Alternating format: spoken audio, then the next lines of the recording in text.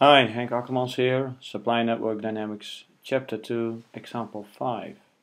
In Example 4, we just finished with this first order material delay.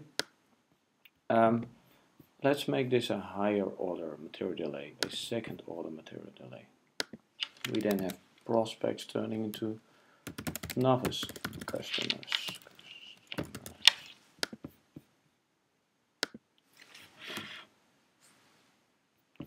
That's the real process of becoming a customer.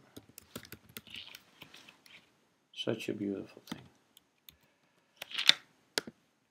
Of course, the novice customers initially also are at 0. And these should be added in to this graph. Perhaps we can even update the color a little bit. In the graph, this will show up as pink, I think. This is what we had. Oh, sorry. So sorry. Again, almost forgot the key thing here. We need a rate equation of the material delay, the first order material delay. But two first order material delays then become second order material delay. Makes sense, doesn't it? There we go. Now you see that the behavior already becomes a bit more complex. We have no longer a steady increase in prospects.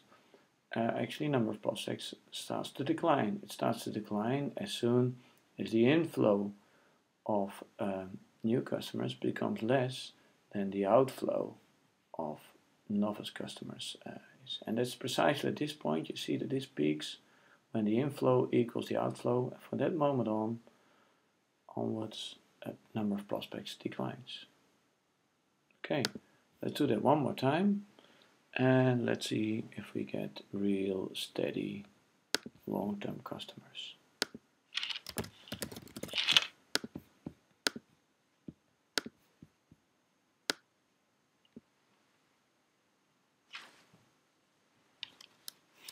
Become again initially 0.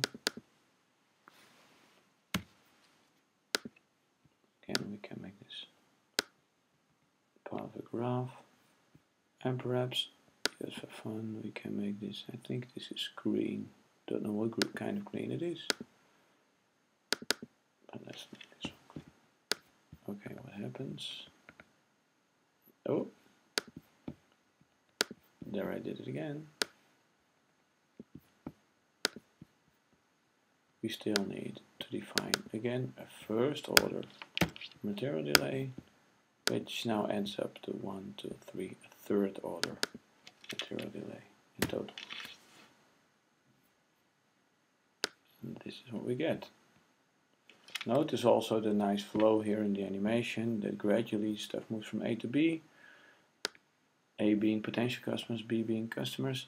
And you see now that this behavior already becomes a lot more complex. If we increase the runtime of the simulation to like 30 weeks, you can also see a very nice phenomenon as well, which is the well-known phenomenon of the S-shaped growth curve.